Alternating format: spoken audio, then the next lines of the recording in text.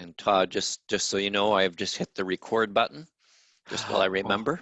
Well, I can take that Post-it off now, off my computer, and put that in the garbage. That's great. We did a whole thing. Oh, hi, Robin Harkness from Fairlawn, and hi from Grace United. Hi, right back.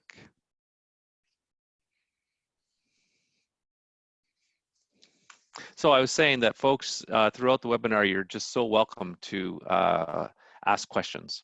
And if you're a group, maybe you could assign one person to be the typist for tonight in the chat box. So Dale, I have about 1 minute. Okay. You have the same? Yeah. We've just got, we've got 17 different lines calling in or clicking in. Good. How many did we have registered in total for tonight, Todd? I thought 23 registrations, and some of those were groups. Yeah. So, yeah. Now the weather might be hampering some. We'll see. Yeah. Good. So folks, we're going to start in about 1 minute, or a little bit less than 1 minute. So if you have to do one more pit stop or grab that glass of water, do it now, because we're going to start in just 1 minute.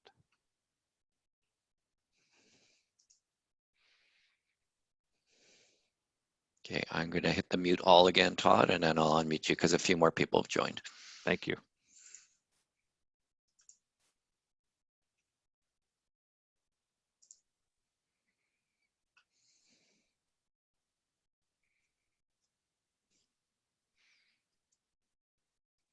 Okay.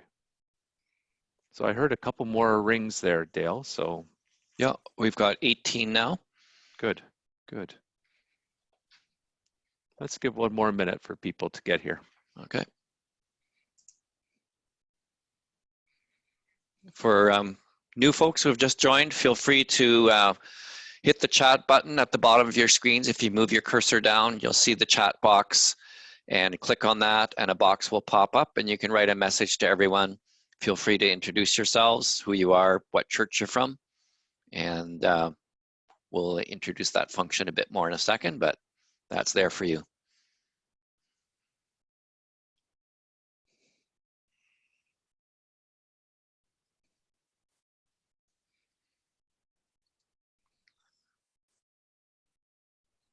So different from a regular Zoom call, eh, Todd, where you have like so much noise.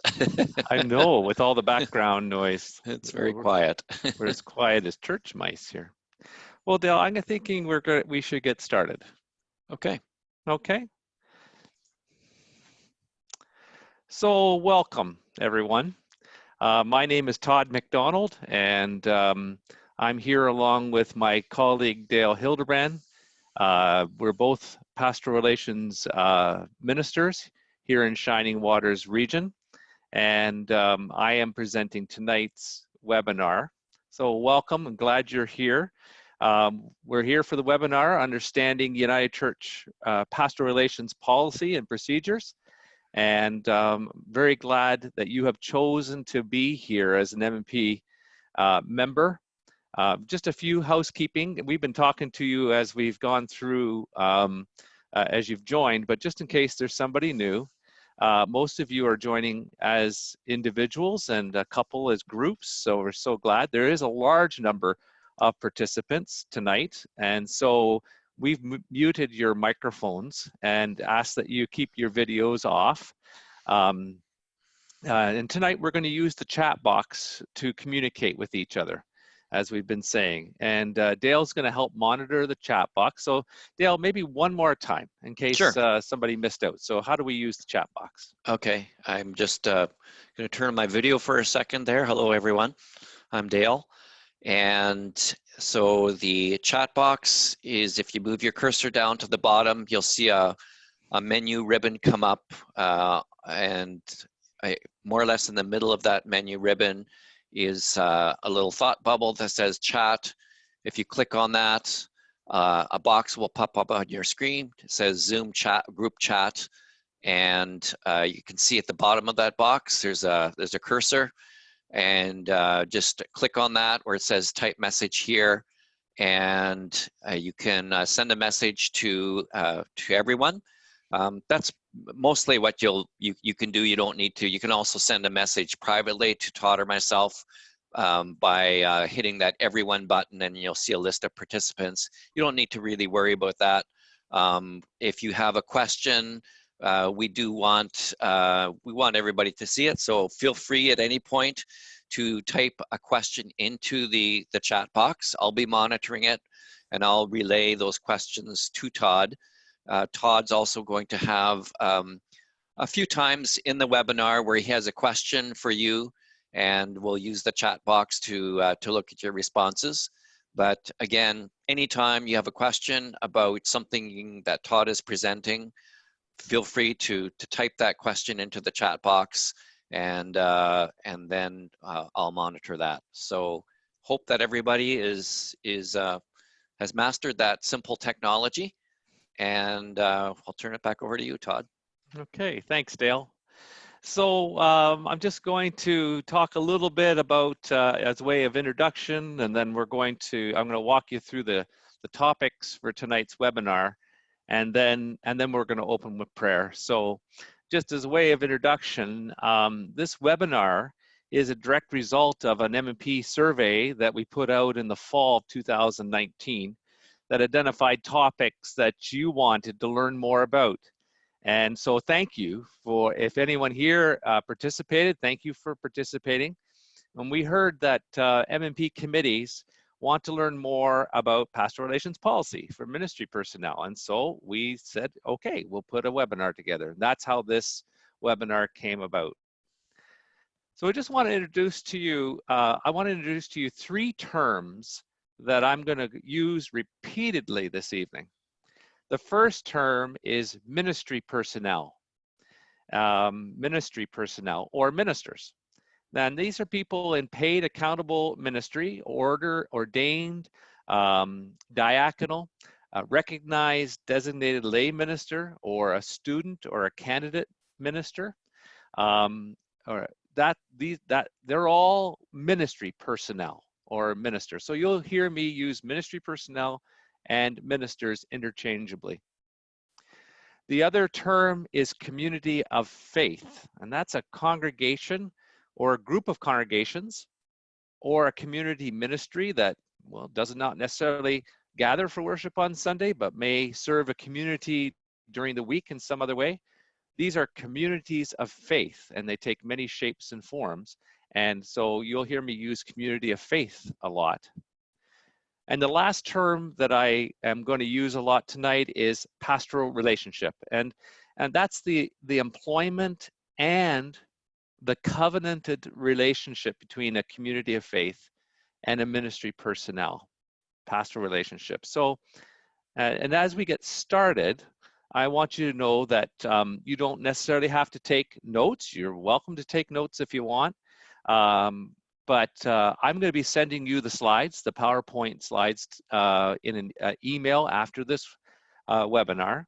And I'm also going to be sending you any links to any resources that I mentioned in the webinar. I'll be sending you links in an email.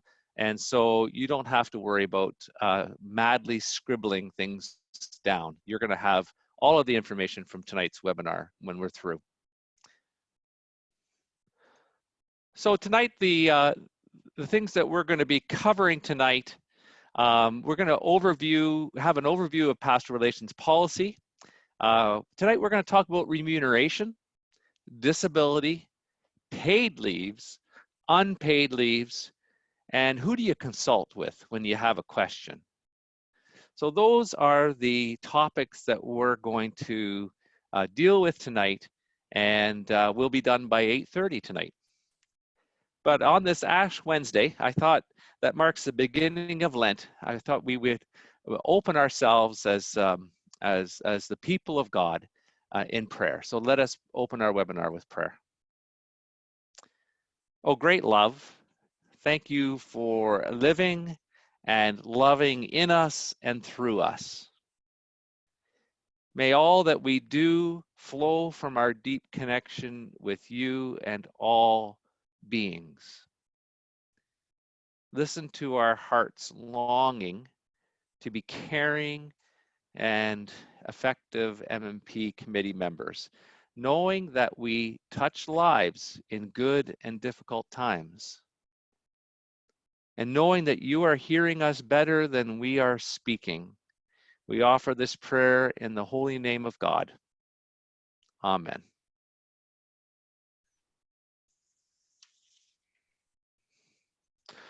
Well, first, I want to start with a pastoral relations vision. And I just want to read this for you.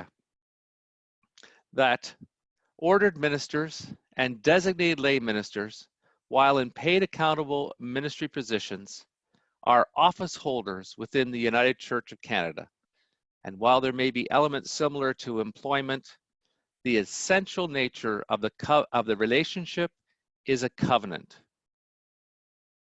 And so that pastoral relations vision statement points to the special status of ministry personnel, and that we as a church need to write policy that governs the paid accountable ministry relationship between a minister and the community of faith that they serve.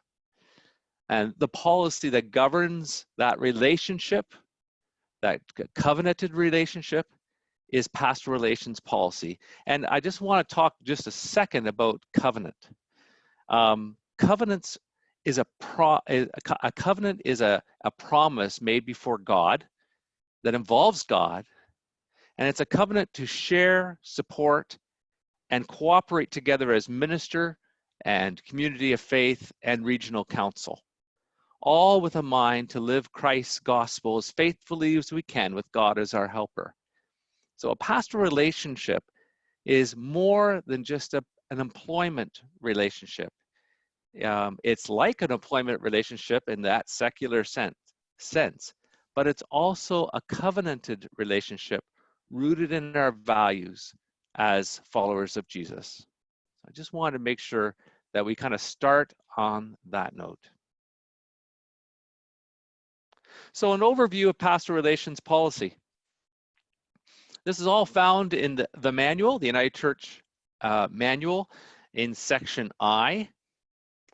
Don't all run to your manuals right now. Hang on, don't go away. Stay here with this webinar. So the first piece of policy, pastoral relations policy in the manual, is all about connecting. It's pastoral relations policies that connect a minister and a pastoral charge. It's all policies that helps a pastoral charge get ready for a search, appoint a search team, and then finding the very best minister, very best fit for a community of faith. So that's the first section of policies. The second section of pastoral relations policies are supporting policies. And supporting a pastoral relationship, whether that is for a short term or a long term, supporting policies are meant to maintain a healthy minister and a healthy pastoral relationship with the community of faith. And the third section of policies in the manual, pastoral relations policies, are disengaging policies. And so these policies outline the ways that the terms, like how many hours a minister works a week, any changes to the pastoral relationship, or it also outlined policies about how a pastoral relationship ends between a minister and the community of faith. Because while God's covenant with us never ends, covenants that bring a ministry personnel and a community of faith together do end. And I think we've all experienced the ending of a pastoral relationship and saying goodbye to a minister. So M+P's main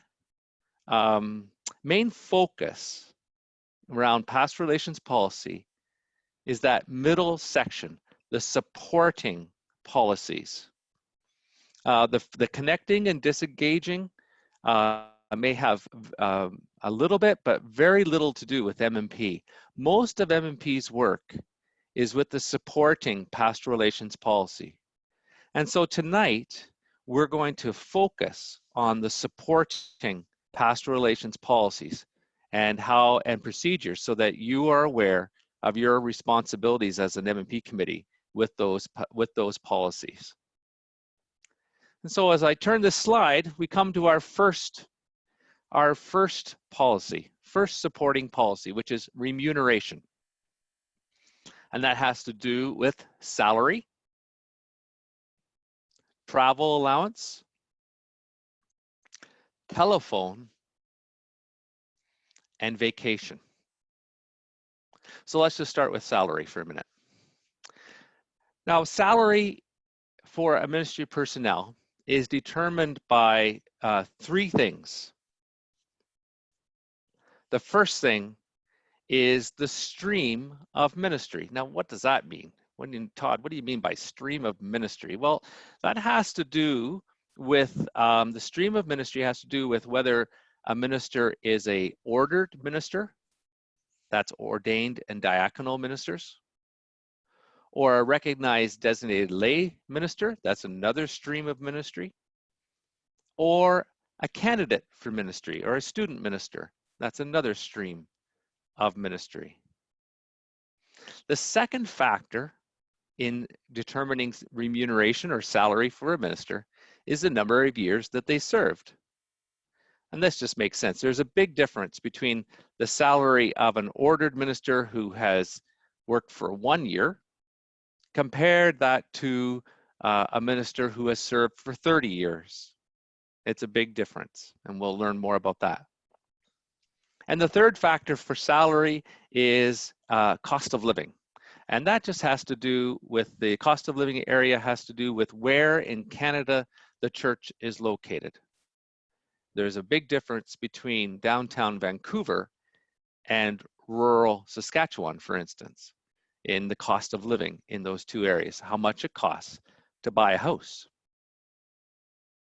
So I want to and if you want to learn more about ministers' salary schedule and cost of living groups, I'm going to teach you a little tool here that you can go to the united-church.ca, that's the United Church website, and you can type into the search engine, minister salary schedule, and that'll take you right to the minister's salary schedule and cost of living groups. Now I'm going to show you a picture, and we're just going to give you an example of how you would figure out the minimum salary for a minister. So I'm going to give you an example. We have an ordained minister who has just been ordained. They're in their first year of ministry, and they're serving Rosedale United Church. What is the minimum salary for this minister? Okay, so we go across down this side, on the left-hand side is the cost of living group. And the cost of living group for Rosedale United Church is number 5. Interesting, isn't it? That Rosedale is not the most expensive place to live in Canada. There are more expensive places to live that are in category 6. So the cost of living group for Rosedale is 5. And then we go up here to years of eligible service. And this minister is in category A, or in their first year of ministry. And this is the table, salary table for order of ministry. That includes ordained ministers. So if we start in an A, first year, and come down to cost of living group 5, the minimum salary for this minister is $62,367. That's how you calculate a minimum salary for a ministry personnel. And that is found in the minister's salary schedule and cost of living groups found in the United Church website. And I'll be sending you a link to that so you can have a look yourself. Now, the remuneration is reviewed annually. So this is a responsibility. When I talked about supporting policies and M+P committees, the M+P committee has a responsibility to review the remuneration of staff and ministers annually. And that is one of your responsibilities, usually in November during the budget development time for the new year. There is always an adjustment for inflation. And so every year, this is the salary schedule for 2020. There will be a salary schedule for 2021, and the figures will be different. The salaries will be different because they're adjusted for inflation. So that's an important thing for you to know, that every year, starting January 1st, there is an adjustment to the salaries. But you also talk about remuneration with your staff, asking questions and checking in with them. And so one of the things I realized with that kind of conversation about checking in with somebody, one of your staff or with your ministers, is not, some churches, yes, can afford to give a staff person or a minister a raise. And in this case, we're talking about pastoral relations policy. So we have to remunerate the minister according to the minimum salary and what they negotiated in their call or appointment. But what about, I know that there are some churches that can afford to maybe give a minister a raise over and above the minimum, or over and above what they negotiated, which could have been above minimum to begin with. And if that's the case, that's great. But Dale and I hear of churches that even though the minister is doing a fantastic job, they could not or cannot afford to give their minister a raise. And so I want us just pause now, and this is your turn. It's time for your turn. So I'm going to ask you to use the chat box. If you're in a group, have a chance, have a chat together, and then assign somebody to be the typist. And if you're alone, just go ahead and type into the chat box. And I want you to think about, as an M+P committee, in what ways can an M+P committee help a community of faith show their appreciation that doesn't involve money? Realizing that there's some churches that can't afford to give a monetary raise, but how can M+P encourage their community of faith to show their appreciation that doesn't involve money? And so take a few minutes to use the chat box. I'm going to give you 3 minutes to have a conversation, and then start typing into the chat box.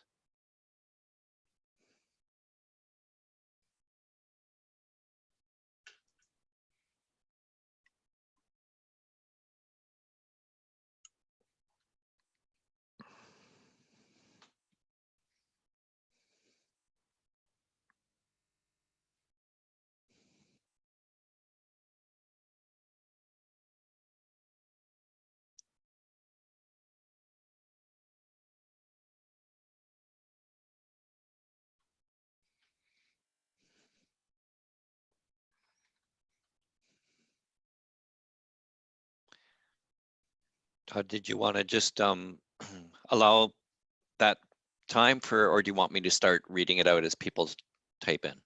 Let's give the groups a chance to have a conversation. Okay. And I'll give you a nod then. Okay. Dale. Sounds Thanks. good. Good question. Thank you.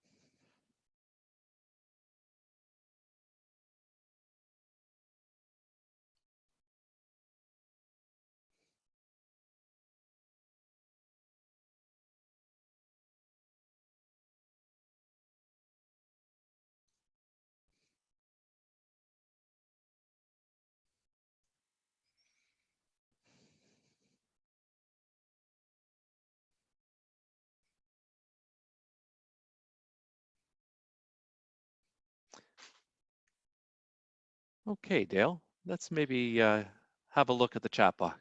Sure. So Caroline is suggesting adding additional vacation days. That okay, Todd?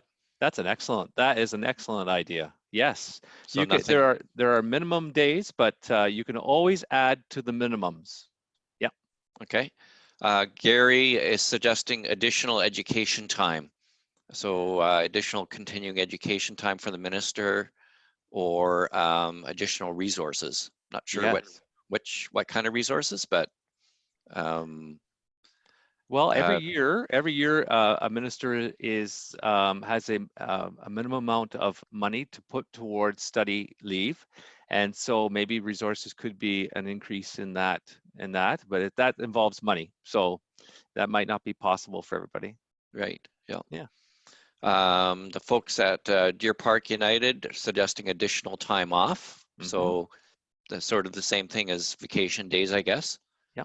Um, Betsy Anderson suggests notes of thanks and recognition, either individually or raise those at the annual meeting. It's a great idea. Beverly suggests a thank you dinner. Yeah. Great.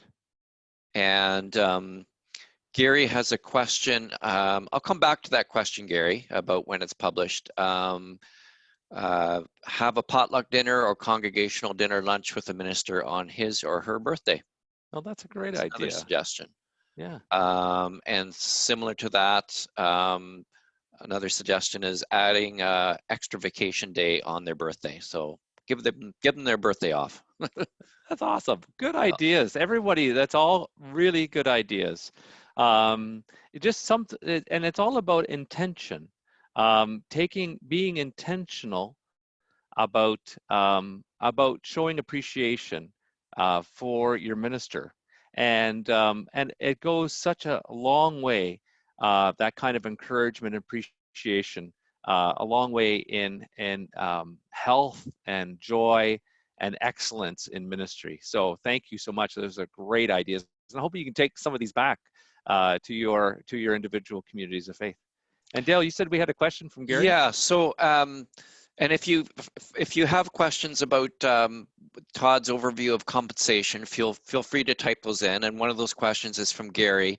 He's asking when the annual changes to the salary scale are published. Okay.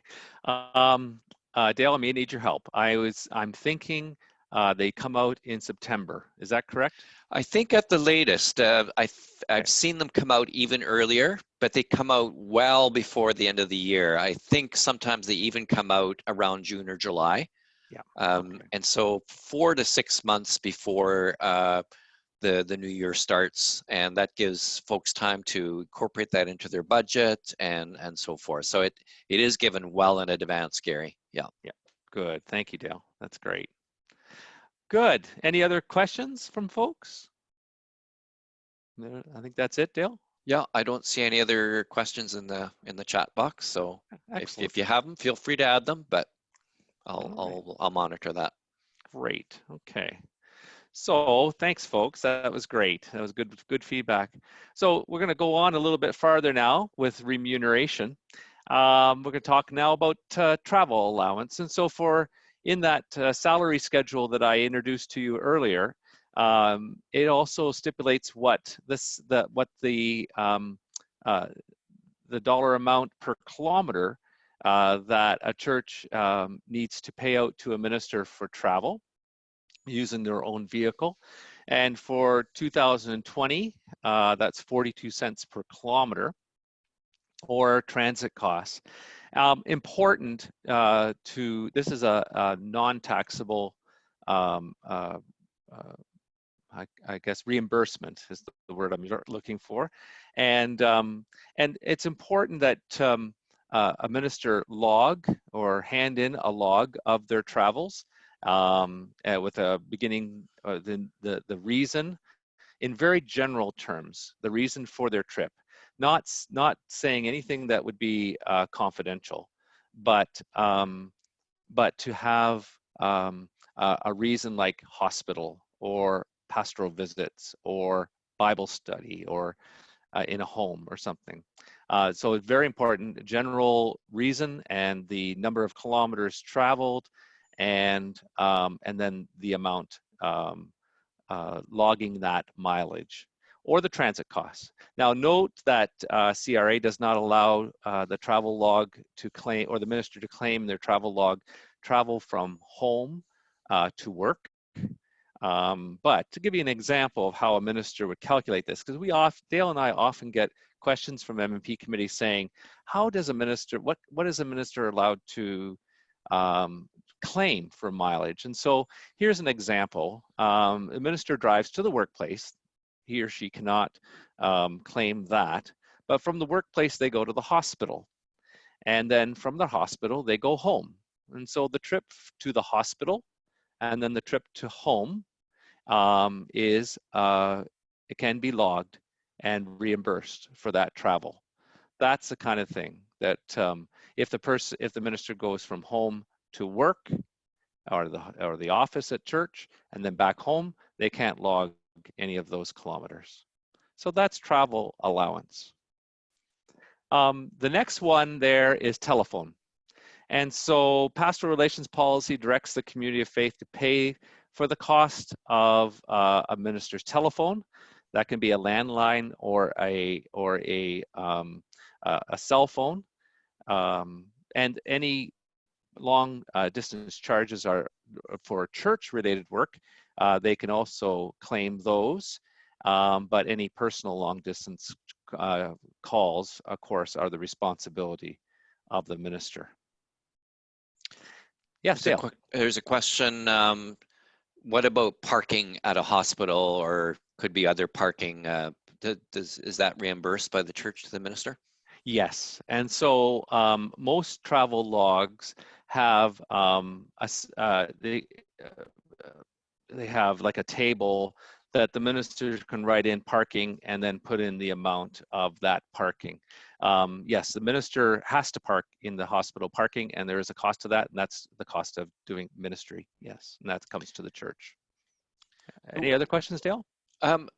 Just one thing I'd like to add around telephone is Sure. sometimes people will submit, sometimes people have part-time ministers. And people think that, well, if I've got a minister who's working half-time, we only need to pay half the cost of their telephone. You want to address that? Yeah, thank you, Dale. That's a great question. So telephone is a reimbursable cost. And so you can't have a half-time telephone. And so the full cost of the monthly cost of that telephone is reimbursed to the minister. Thanks, Dale. It's a great question. So we're going to go on to the last point for remuneration, and that's vacation. So vacation could be one of the most confusing things to figure out for ministers. We get a lot of calls from M+P committee chairs saying, just how do we figure out this minister's vacation? So I'm going to give you a surefire way. Here's one way is the minister takes one full month with 5 Sundays. So usually the month of July is a month with 5 Sundays. The minister can take a full month vacation, or is entitled to 1 month, the full month vacation with 5 Sundays per year. So pick a month that has the 5 Sundays, and the minister can take it. That's one way of calculating the vacation for a year. The second way is 23 working days. Now, many of our ministers do not want to take a full month. They'd like to take a week here, or 2 weeks here, or 3 weeks there. And so how do you calculate that? Well, a minister is entitled to 23 working days per year. And so vacation is calculated as in the pastoral year. Now this is a pretty tricky thing. Vacation, pastoral relations policy is a quite unique, that it talks about the pastoral year. And the pastoral year is from July 1st to June 30th. July 1st to June 30th. That goes back to the days when we had a lot of young ministers with families who didn't want to move to a new pastoral relationship until July 1st, until school was done. And so the pastoral year is July 1st to June 30th. That's part of our history, and we've got it. So from July 1st to June 30th, minister can have 1 full month with 5 Sundays of vacation. Or if they want to take it in smaller pieces, they have 23 working days between July 1st and June 30th. Now, 23 working days. Now, we're assuming that a work week is 5 days. And so 20 days would be 4 weeks. 23 days is 4 weeks and plus 3 days. So a minister can take, using that 23, you as an M+P committee can work out with that minister to make sure they get all of their vacation. Either it's 1 month with 5 Sundays or 23 working days if they're wanting to divide that up, divide up their vacation days. And I want to really make that shout out to you as M+P committee members. It's one of your responsibilities of supporting pastoral relationship is to ensure that the minister is taking all of their vacation and consulting about when that is. So of course, a minister is not going to take the week of December 24th off. You can say to a minister, no, that's not good. That's not a good time for vacation. How about the week after December 24th? And so you get to consult with each other about when those vacation days are, but it is one of your responsibilities to make sure your minister takes all of their vacation days. So that's remuneration. I'm just going to stop there and see if there's any questions. Any questions, Dale, or folks? Do you want to type in any questions about remuneration? So a question from Robin Harkness: does vacation time increase with years of service? Interesting enough, Robin, when I was ordained in 1990, I was settled to Newfoundland, and my partner and I decided to get married, and we decided to get married before we left for Newfoundland. And so my pastoral relationship with Newfoundland was to start July 1st, and our marriage date was July the 14th. So before I even started work at this church in Newfoundland, I took my 1 month vacation for July of that year. So a very peculiar thing about pastoral relations policy: the first day you start to work, you are entitled to 1 month vacation with 5 Sundays or 23 working days. And the last day of your work after 35 years, you're entitled to 1 month with 5 Sundays or 23 working days. Now, certainly a minister can negotiate more vacation days, but that policy stays steady for all the years of ministry. And thanks, Todd. Another question from the Martin Grove M+P Committee. Yep. How many days is a part-time minister entitled to? Great question. So as far as, except for telephone, money, salary, study leave money is prorated according to the amount of hours that minister is working. So if it's a half-time salary and continuing education or study leave fund is in half. But time is never prorated. So whether you're working full-time or half-time, you are entitled to 1 month vacation with 5 Sundays or 23 working days. Okay, and you're going to come back to a question about telephone, but for now, sticking with vacation. From Betsy, are the 5 Sundays a guideline as well as the 23 working days if people take the vacation in various chunks rather than a month together? Okay, so that's a very important conversation you need to have with your minister. The 5 Sundays, the practice I like to see M+P and ministers work out is that over the 23 working days, that involves the 5 Sundays off. So keep that as kind of a principle, 5 Sundays. And over the 23, as you work out what 23 days, working days, the minister is going to be off on vacation. Okay. And then going back to related to telephone, the folks at Deer Park are wondering about internet costs. Are those covered by by Community of Faith? Okay, so pastoral relations policy states that the pastoral charge is responsible for basic phone.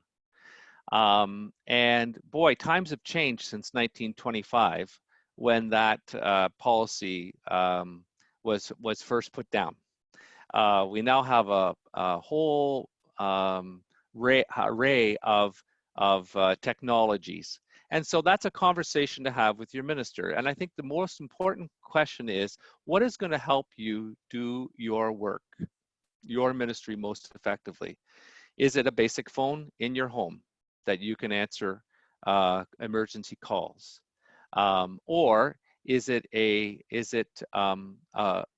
cell phone with data, and that you're going to be communicating with people through email, with your phone, or at home with your through social media or other social media avenues? Okay, so it's a conversation, but the pastoral relations policy is a basic phone. Okay. And then there's another question that's not really, well, it's maybe somewhat related to remuneration, but again, the folks at Deer Park are asking, what is the policy on sick days for a minister? Okay. We're going to talk about a bit about that in a little while. Okay. So hang on to that question. Yeah.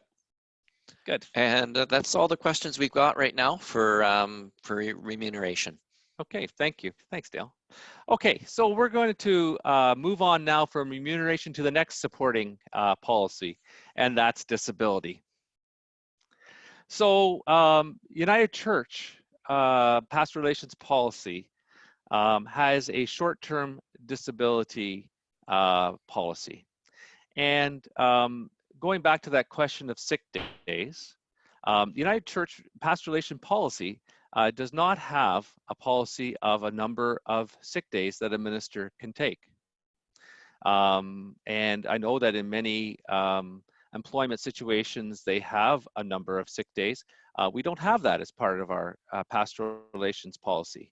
What we do have is a short-term disability. So a one-off or a two-off flu days, all that has to happen there is that the minister communicate to the pastoral charge that they are sick and they cannot make that work day. But if a minister becomes medically unable to work, and that's with a doctor's note, then we ask that we start the process towards short-term disability. And I want to tell you a little bit now about a really important plan that we have in the United Church, and that's called the Restorative Care Plan.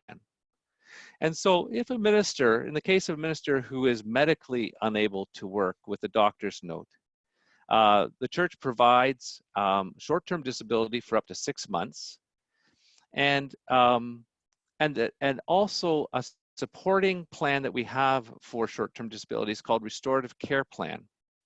And when a minister is on short-term disability, minister and their community of faith are eligible to apply for the Restorative Care Plan.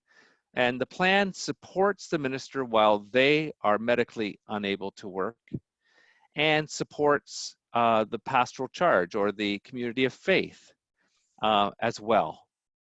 The Restorative Care Plan provides 85% reimbursement of the minister's total salary package to the community of faith after a 2-week qualifying period. So the ministry can be supported while the ministry personnel is on short-term disability. And so the minister stays on their full salary during the short-term disability, and the Restorative Care Plan reimburses that community of faith 85% of their total salary package, so that pastoral charge or that community of faith can support their ministry while the minister is away sick. So that's a very important piece of policy in the United Church, is that short-term disability and the support that the restorative care plan gives.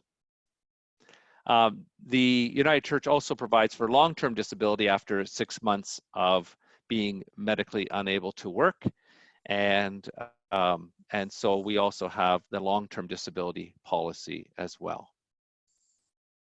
Yeah, I'm just going to pause there. Are there any questions?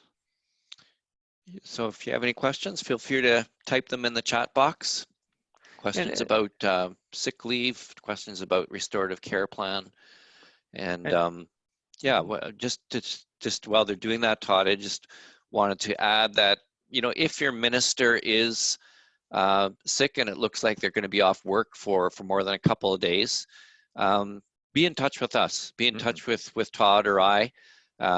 What we do is when a minister does go, I mean, we will facilitate the application, and we'll also come and talk to your board about what happens, because there's, you know, there's some more details around best practices and what to expect around the restorative care plan, and so we'll come in and talk to your board about that. And we also support the return to work as well, and working with you and as the M+P committee to support a graduated return to work, whether that's a return to work from short-term disability or long-term disability. So I'm just going to we're going to have a your turn time again. This is when you can turn to your group if you're in a group, or if you're alone, to type into the chat box again. And I just want you to talk about this. What do you think is the M+P committee's most important role while a minister is on short-term disability? So what's your most important role as an M+P committee if your minister has gone on short-term disability? And hopefully you'll never have that, but maybe we can just start thinking about that now. What's your most important role? Go ahead and chat and use the chat box, and we'll give you another 3 minutes for the group to have a conversation, and then write something in the chat box.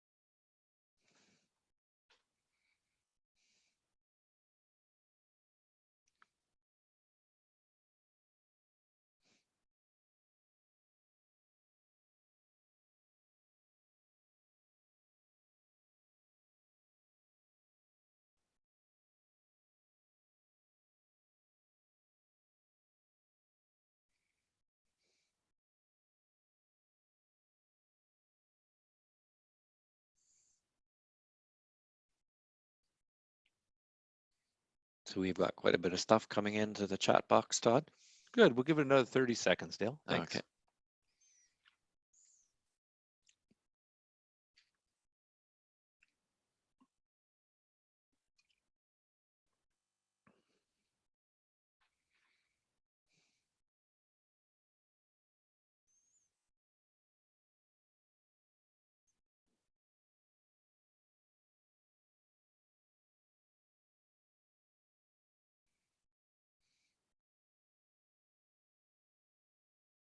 Okay, Dale, let's maybe have a look. Sure. So Beverly suggests that the way an M+P, M+P's role would be to support the minister, offer emotional support and understanding. Okay. Carol Ann Marshall is writes that to be in regular contact to show that care goes both ways, not just from the minister to the congregation, but from the congregation back to the minister. Okay, well, maybe we'll just pause there. I guess, are there any others that are similar to that to be that contact with the minister? Yeah, so someone else has written acting as a liaison. Tricia Reed writes, acting as a liaison between the minister and the congregation to ensure the minister is not being disturbed and is able to rest and get the help they need. Good. Yeah, so those are a couple comments around that. Okay, well, that's really helpful, and thank you. That's I think that's a really important role of the M+P committee, is to be that link between the minister and the pastoral charge, and that's always a very it's a bit of a sensitive time, depending on why the minister is on leave. And so one of the things that Dale and I do is we help broker that connection with M+P and the minister. We'll sometimes phone that minister, contact that minister and say, hey, how you doing? Especially if they're off for mental health reasons, that the minister may need a real change or a real break from the pastoral charge to recover. And so we'll help broker how that connection of support can happen. So that, yes, that is definitely a very important role, is the liaison or that connection with the minister who is off. Yeah, Dale, any others? Yeah, and so related to that, Nancy from St. James writes that when their minister was off on restorative care, we put together a mailbox that people could drop things off and some designated visitors could deliver. Is that a good idea, Todd? It's an awesome idea. I think that, if you can't, for whatever reason, the M+P committee cannot connect in person with the minister, there's many other ways that are to connect. And what what Beverly's just talked about is an excellent way of connecting, of gathering, thinking of you cards, or I know one M+P committee who got a great big huge card, and the congregation all signed it with messages of support and love. And so there's many ways like that. Well, one M+P committee arranged for their minister to send their minister's kids Cineplex tickets to any movie they wanted to go to. So not only caring for the minister, but it's caring for the minister's family. So that's a really wonderful thing to do too. And flowers, many ways. Yeah. Anything else, Dale? Yeah. So Gary writes, what about community, or suggesting a role would be communication back to the community of faith, which for me sort of begs the question, what should the M+P committee tell the community of faith about their minister being off on sick leave? That's great. There's going to be lots of questions if a minister is on short-term disability. A lot of questions of why is the minister off? And I think this is one of those places that it's very important for the M+P committee to be clear around confidentiality. And so I always ask, whose story is it to tell? Is it M+P's story to tell about why a minister is off on short-term disability? And I would say, no, it's not your story to tell. It could be the minister's story to tell if they want to communicate why they're on short-term disability and give you permission to share that. But if permission is not given, then it's not your story to tell. It's not your information to share. And that can be hard for congregations. I know it can be hard, but what I've often encouraged M+P committees to say to the congregation is, all that we need to do is to encourage our minister to get well and hold him or her in prayer. That's the best thing we can do at this point, and knowing that they're doing everything they can to be well again. And so thank you, Dale, for raising that. As far as being a liaison with the rest of the congregation, it's important. The M+P chair is the one who receives information from the adjudicator of the short-term disability. So return to work days, that kind of information is shared with the M+P chairperson. And so that'll be important information to share with the governing body. And when there's a firm return to work date, to share with the congregation. And so yes, there is a role for liaising with the chair of the board or with the board itself and the congregation. Couple other ideas here, Todd. Martin Yep. Grove is suggesting that the M+P committee could liaise with the worship committee to find alternative arrangements for the worship service and other duties. Yeah, I think that's a great idea. I think M+P's ensuring that pieces are in place to that the work of the minister is continuing, as far as pastoral care or worship leadership on a Sunday. That's a great role. Again, that's that liaising role, just making sure things are remaining in place, that ministry is continuing. Yeah, and just to remind folks that one of the reasons you're reimbursed 85% of the minister's compensation is so you can take that money, you can hire folks for pulpit supply. If it looks like it's going to be a long restorative care leave, you could even hire someone on a short-term appointment. So that's what that money's for.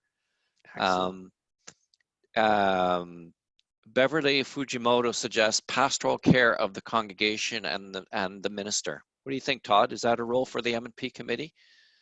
I don't. I think that if I'm understanding what you mean by pastoral care, if pastoral care you mean to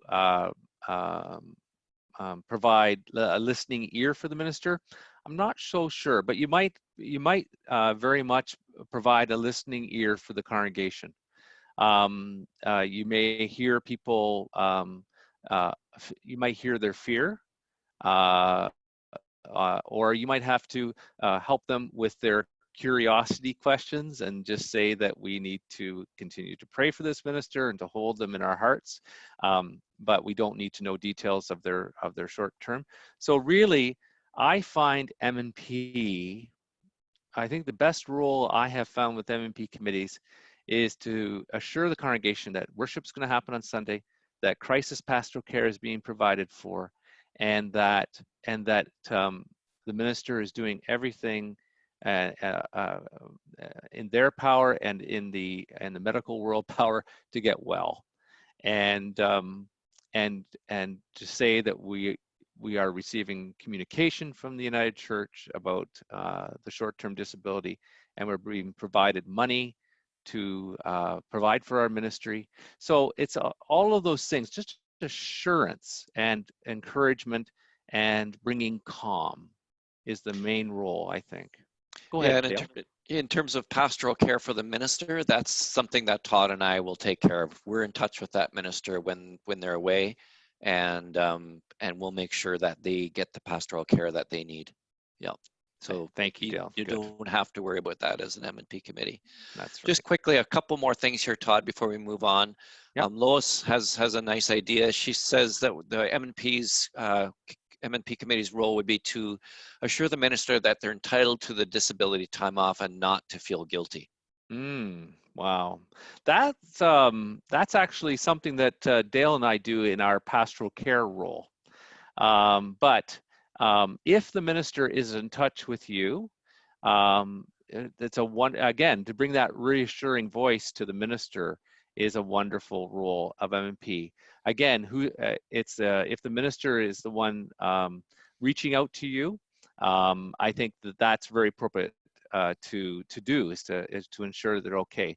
But that's something that Dale and I do too. We are in touch with you as an M+P committee and M+P chair, and we're also aware of the things that are being put in place, and so we can also assure that minister that that they need to be on disability, and a minister does not come to work when they're on disability. And if an M+P committee becomes aware that the minister is working while on medical leave, please let us know, and we will talk with that minister and help them with their boundaries. And last question here, Todd, from Tricia, is just about the things we've been talking about. She's saying this is for short-term disability, but for long-term disability, there's to be no contact with the minister. She's wondering if that's correct. Well, again, that's one of those questions that depends on the context. And so if a minister is on long-term disability, if they instigate connection with somebody like you at M+P, so forth, I think that would be appropriate to have some kind of relationship. But as far as a work relationship, no. And certainly the pastoral charge does not reach out to that minister for any pastoral duties at all. Yeah. Okay. And I think that's it in the chat box, Todd. Well, thanks, folks. You really worked hard on that one. That was excellent. I appreciate that thinking. And again, it's around a lot of this is nuanced by context. What kind of disability? I knew one of our ministers was disabled because of a car accident and a concussion, and it was very important for her and her health and her recovery to maintain relationships with key people in the congregation. She wanted to hear that the church was doing okay. She wanted to hear that worship is continuing. She wanted to hear what was happening with their governing body, and that's okay. It's all about what is best for that minister's healing, and it just depends on what kind of disability and what kind of healing they are doing. And so thank you for your comments, especially that reassuring role that M+P has with the congregation, and that helping the congregation show signs of appreciation or of love and best wishes is another key role. Okay, I'm gonna go to the next slide now. So not the second last, I guess, supporting policy for tonight is all about leaves. And I'm not talking about leaves on trees. I am talking about leaves as in leaves from work. The United Church has several leaves, some of them paid and some of them unpaid, that a pastoral charge or a community faith can grant to their ministers. Some of them are the minister is eligible for, so it's just talking about timing. Others are negotiated.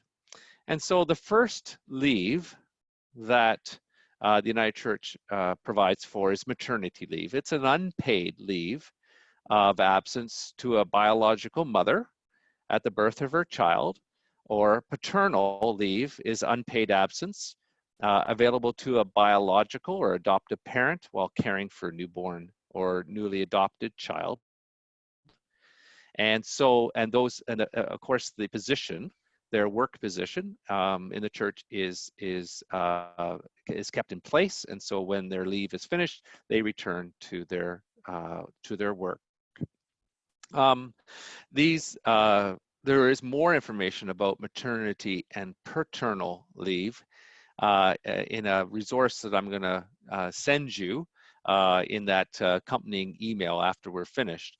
It's called Pastoral Relations, Supporting the Pastoral Relationship Handbook. And I will be sending you a connection to that handbook if you want to learn more about maternity and paternal leave. The second leave is bereavement leave. Now, this one may come up more often for you as an M+P committee. Bereavement leave is a paid leave of absence, 4 days plus travel time. And so if a minister has family in Newfoundland, they're entitled to 4 days of 4 days of leave plus the travel time to get out to Newfoundland and back. This is for the death of a family member or a significant person in the ministry personnel's life. And that significant person could be a very close friend or relative. I had a friend, a ministry personnel, who had a family of choice. She did not have a family that she was connected with from her birth, a family, but she had a family of choice. And so this bereavement leave gives lots of room for you and the minister to have a conversation about who is a relative, who's a close friend, and this bereavement leave.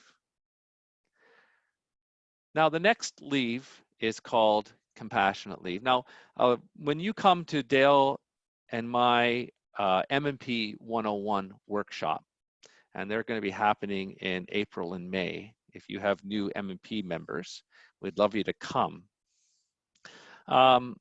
We'll tell you that M+P committee is not a decision-making committee. It is a recommending committee. In other words, if there are decisions to be made, an M+P committee brings a recommendation to the governing body, church board, leadership team, whatever it's called in your context, official board, and you always bring recommendations. You don't make a decision about remuneration. You bring recommendations, for example. Except the one place in the United Church Manual where M+P is given the responsibility of making a decision is with compassionate leave. So compassionate leave is a paid leave of absence, normally for a maximum of 14 days, of up to 14 days. It can be an extension of bereavement leave, or it can be granted in a situation where the ministry personnel is the only person who can respond to a circumstance, or they have to respond and they cannot perform their pastoral duties because of those circumstances. And so I'll give you an example of a compassionate leave request. I had a minister who whose both parents were living. One parent died very suddenly.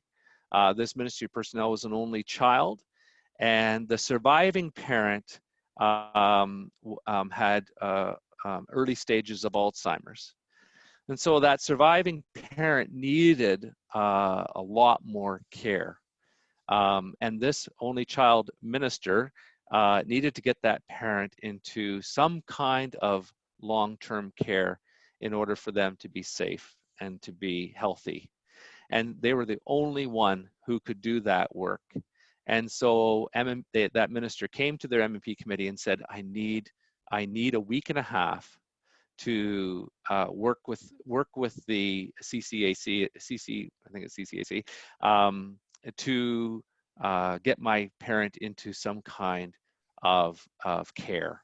And that's an example of compassionate leave. Another one was a grown child. A minister's grown child was in Costa Rica and had an accident climbing up one of the volcanoes and needed to get home. And so M+P granted that minister compassionate leave to fly to Costa Rica and to accompany her son back from Costa Rica. And that's an example of compassionate leave. So that's compassionate leave. You're one thing that you get to make a decision about all by yourselves. The next leave is study leave.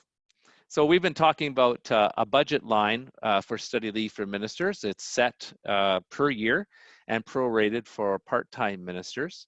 I think it's a little over $1,400 this year for 2020. This is also a very important pastoral relations policy that M+P Committee needs to really pay attention to, is study leave. The minister is entitled to 3 weeks, and that includes 3 Sundays per year for study leave. And this goes back to the whole history of the United Church since Union, that it was thought and a value of the minister, or a value of the United Church, is that a minister continue to grow and continue to learn and continue to sharpen their skills and their excellence. And they do that by taking intentional times away from the workaday life of a pastoral charge and go on time away for study. And that also, I would say to you, is not only study in a course, but study leave is also used for renewal. And so ministers have used that study leave time to go on a guided spiritual retreat, for instance, for 3, 5 days, 8 days. So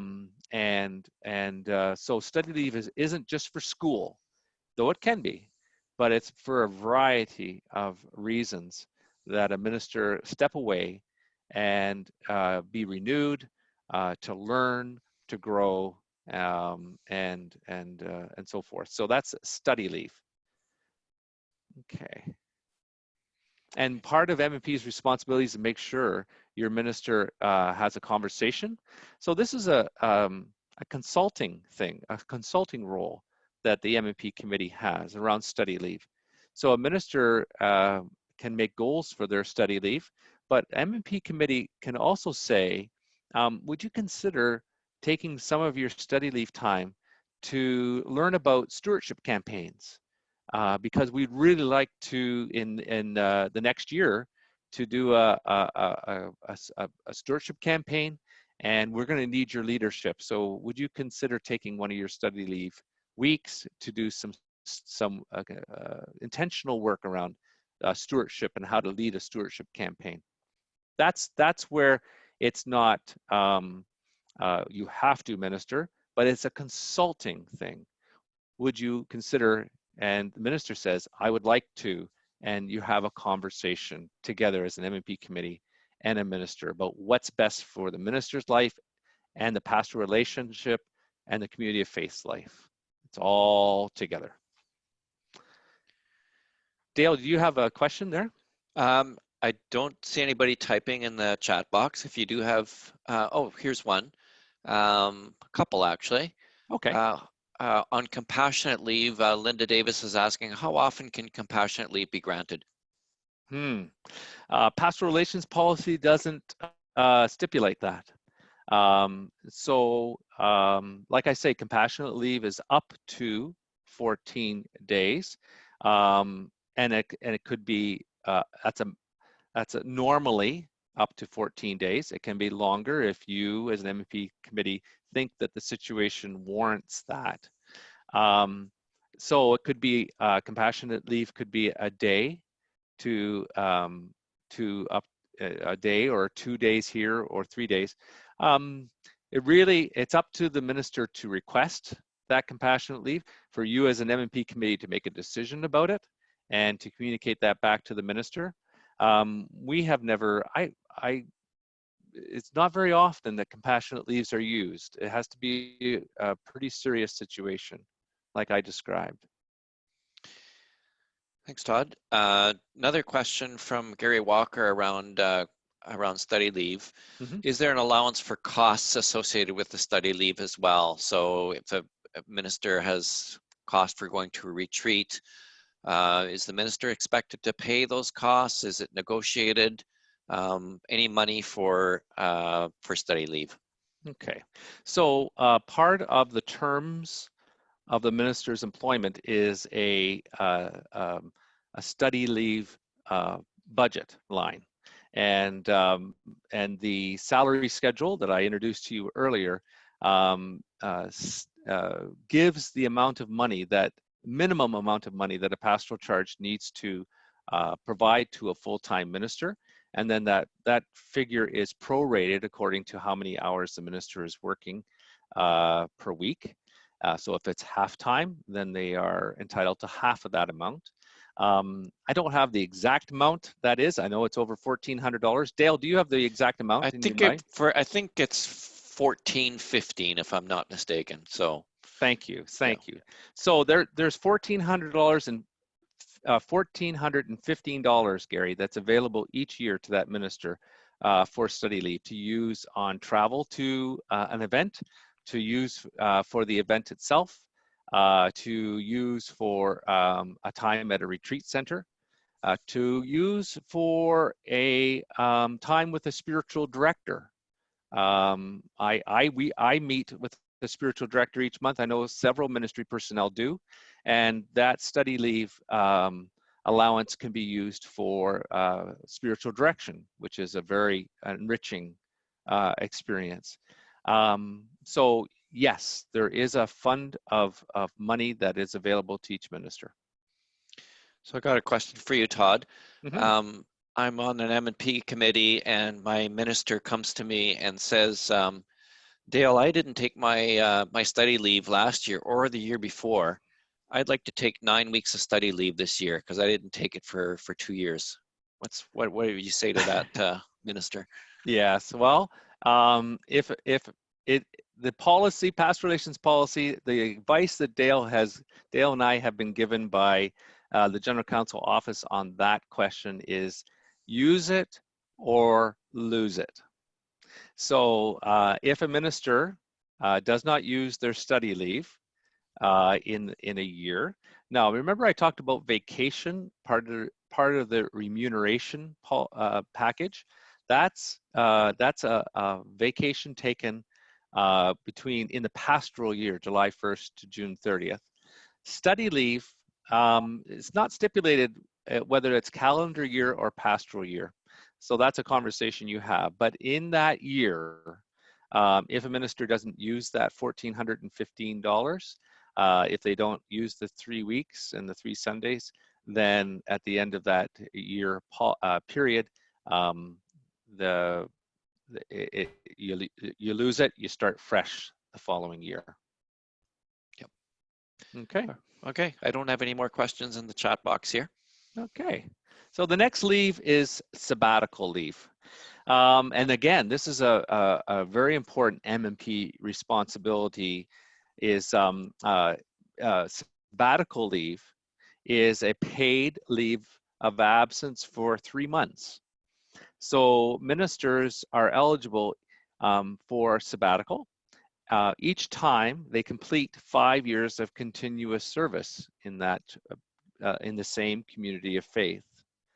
And so Shining Waters, so I just want to stop there. M+P has a very important role because 1 year before that minister requests a sabbatical, they start a conversation. The minister starts a conversation with M+P around the goals for that sabbatical, and then M+P starts to work with the pastoral charge and the community of faith to talk about how they're going to provide for ministry and pastoral care while the minister is off for the 3 months. And so that's a very important role of the M+P committee. And I just want to let you all know that Shining Waters Regional Council, that's your regional council, provides a grant of $3,500 to a community of faith to help cover ministry needs, expenses, while your ministry personnel is on sabbatical. And so that's to provide for pulpit supply and for emergency pastoral care. The regional council grants you $3,500 when your minister is away on sabbatical. The last leave to tell you about is this in pastoral relations policy. It's like a catch-all policy, and it's called other leaves of absence. And this one is really hard to figure out. So we're going to talk about this for a minute. Other leaves of absence. A ministry personnel may request a leave of absence for another reason. That's what the manual says. They can request a leave of absence for another reason. And it may be paid or unpaid. So this is one of those catch-all policies that really depends on conversation with the minister. And I think if a minister requests a leave of absence under this particular policy called other leaves of absence, yeah, M+P needs to have a conversation with Dale or myself. But I want to give you an example of a very, I think, important example of this policy. So one of our United Church ministers received a scholarship grant to do a piece of research. And that grant would provide for his salary for 4 months. And so he requested a 4-month unpaid leave of absence. And while that minister was off on that leave, the pastoral charge reached out to a retired minister, appointed that minister for 4 months, and that minister provided for ministry while their incumbent minister was off doing that research project. Now that's an example of other leaves of absence. And I think our pastoral relations policy wants to not close doors to other possibilities that a minister may be away, either paid or unpaid leave of absence, but it also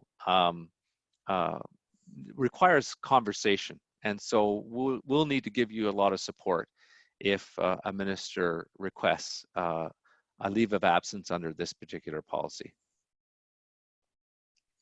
Okay, any questions pop up, Dale, while I was talking? Nope.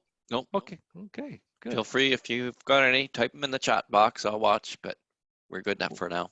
Well, we're getting close to our, I'm seeing we're about 8 minutes away from 8:30, so we're getting close to our finishing time.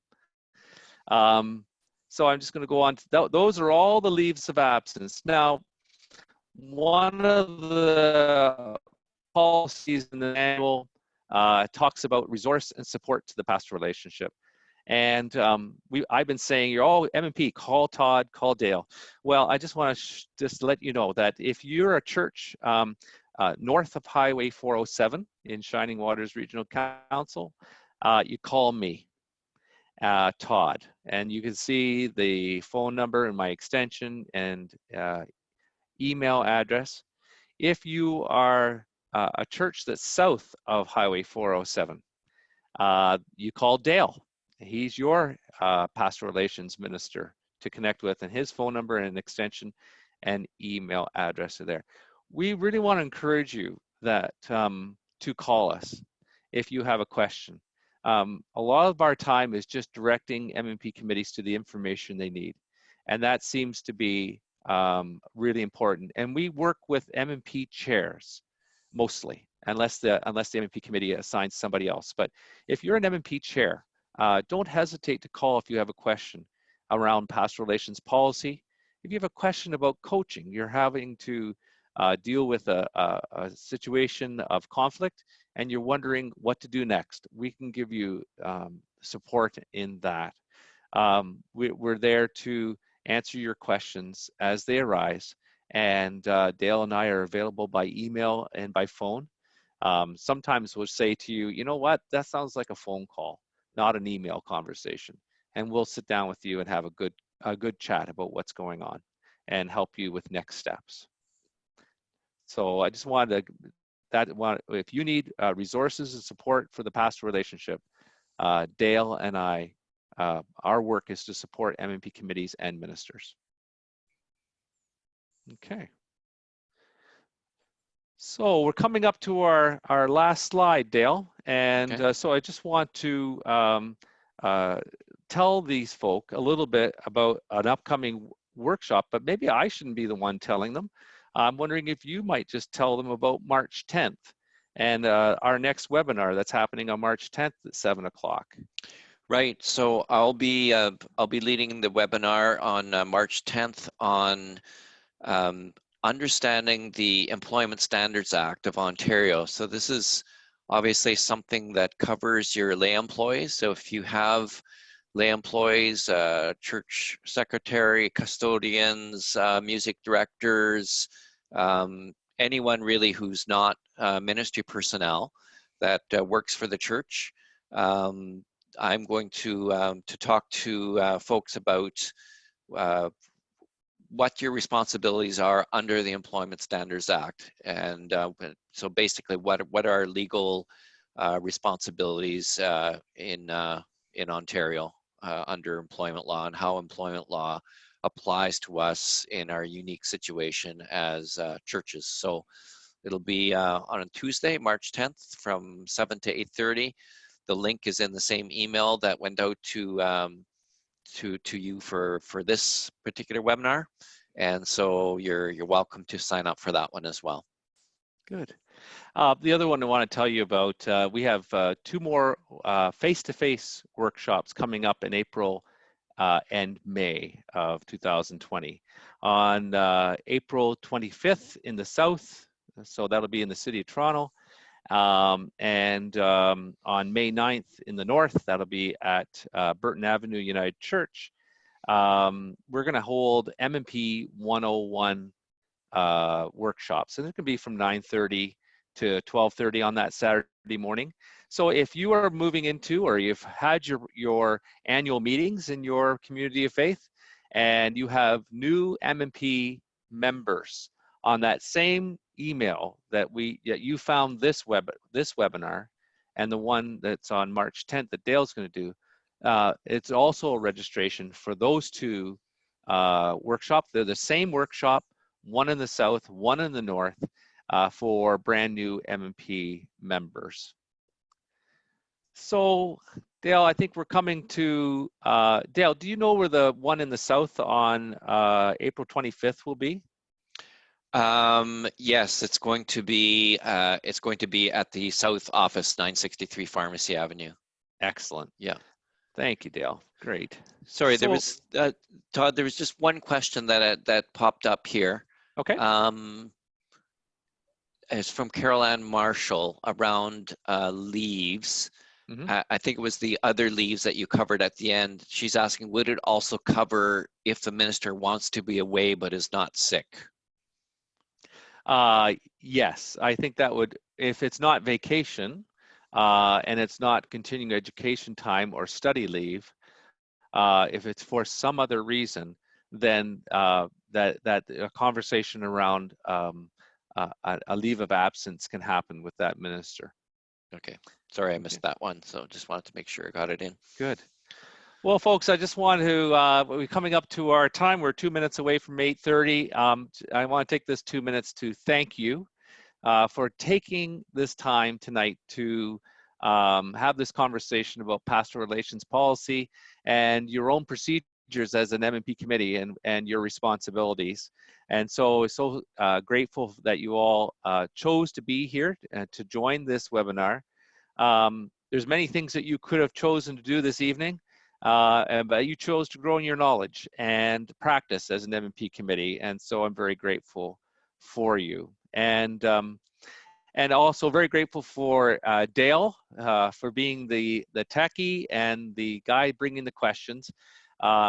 It really freed me up just to concentrate on the webinar and talking to you with him bringing that. And like I said at the beginning of our webinar, I'm going to send you the PowerPoint presentation that you saw today with the text that of the words that I accompanied those slides with. And also I'll be sending you the links to the resources that I referenced throughout the webinar. As well, I'm going to send you a short evaluation survey that will be part of that email, just take a few minutes to answer 3 questions. And I hate doing evaluation forms after workshops. So those of you who are rolling your eyes, I'm with you, but boy, does it ever help us do this work better when we have some feedback from you. So if you could just take a few minutes and curse me if you need to, but please fill out that survey and give us some feedback from tonight so we can make these webinars better experiences in the future. So blessings to you all, and a good night to you. And I hope that we'll see you back on March 10th, and maybe some of you at the M+P 101 workshops in the spring. We'll sign off now, and all the best. And again, thanks for being part of this webinar. Thank you, Todd.